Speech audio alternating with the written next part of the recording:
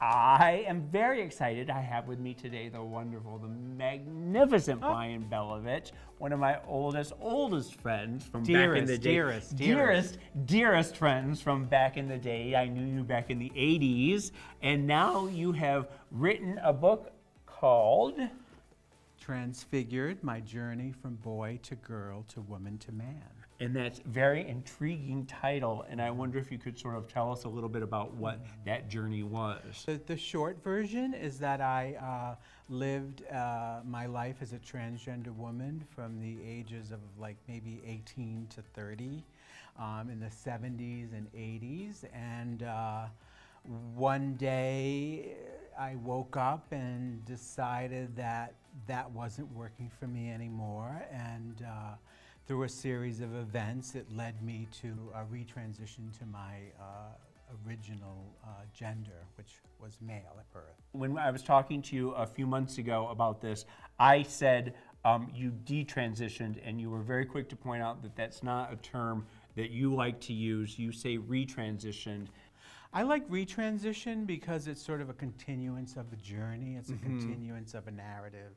It's, why would, if you had something that was so troubling in your past that you tried to escape from, why would you want to go back to that? So the book actually covers my entire journey from as a little boy being mistaken as a little girl, and the troubles that got me into as a kid of, questionable gender back then in the 70s, 60s, 70s. It was really a rough time for us. Not that it's any better now, but it's different now. It's different now, but it was really tough back then. There wasn't no education. No, there was no education. There were no counselors. No there was groups. no LGBTQ centers. There was nobody out there who could really help give you any guidance. And there were very few role models in the media or anybody for you to latch on to or to emulate. But I think the great thing is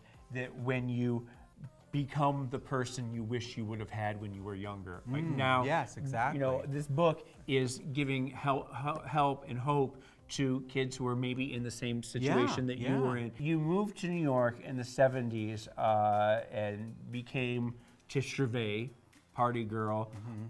There was a lot of harrowing adventures in there that you write about. There was some sex work in the 70s at a place called the Gilded Grape, which was a very famous trans bar in the 1970s, which I've always been fascinated with. Oh my God. And it was a place where men would go to meet trans women, and it was sort of a hookup place. That was and transactions among the trans. I would go really early, before the work crowd got off, and there was a free buffet. I would say, You could have a free dinner, so you could eat a free dinner, and then you could turn a couple of tricks, and then you could have the rest of your night free to get some trade, some go-go boys, go over to the Haymarket. What I remember of you is that life was a never-ending parade, and that every time you walked in the room, everyone just, Tish is here, and it was really fabulous. But it wasn't all of that for you at the time. It was a troubling time. Yes, it was very conflicting. It was on one hand, I was great to have around and a lot of fun, and externally I looked. You looked great at a party. You looked good in a picture. At a party. I was like a brunette Diane Brill of the time, and people never really took me very seriously. I think a lot of party people have that problem. You build yourself into that character, and then you feel trapped by it. Yeah, I was trapped, and it kind of sort of backfired on me, really. And it was it was always something that I thought would lead to happiness and fulfillment and joy and success, and I wanted all the same things that anyone in that would want in life, but in essence it really just never worked out that way, and it led to me becoming very depressed and becoming I was always into drugs. Drugs and alcohol are a huge part of my story, and so inevitably I 1987, 1980s, mid 80s, height of the crack epidemic. I was, spiraling out of control with that. And and that was sort of the end of Tish, really. There is a story that you tell in there where I am right there. I completely understand it. Where you're supposed to be on stage, Michael Musto is saying, "And ladies, here's Tish," and the spotlight goes, and there's nobody there. And ladies and gentlemen, Tish Gervais, and there's nothing, and it's because I was in the bathroom in limelight, and you couldn't put the pipe down. And you're supposed to be on stage. I'm hearing it. I'm sort of hearing it, and I'm like, wait, is that me? Just is it one already? more. Wait, I'll be right there. And they're banging out. The security is banging ran out out. like Judy Garland, stumbling onto stage. I just feel like delivered a fabulous performance.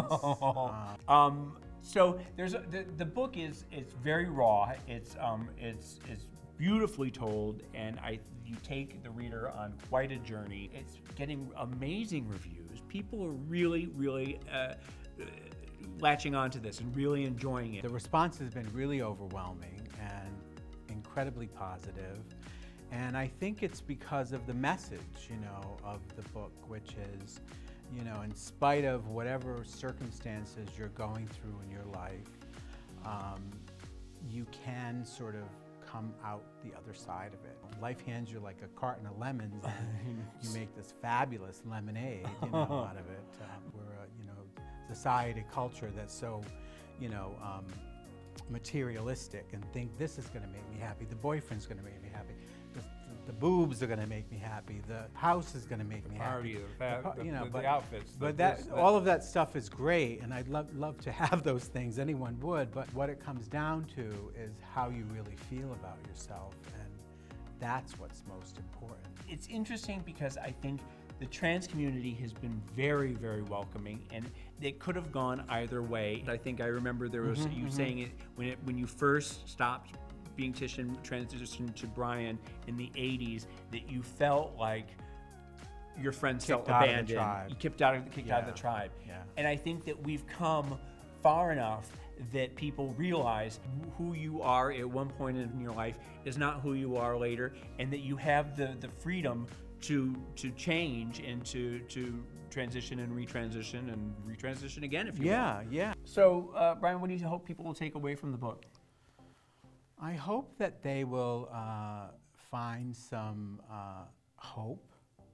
I hope that they will find some tolerance for other people that are struggling with their identity, other people that have had sort of tough, stories. I also hoped that it would be something that young people could look to as a resource.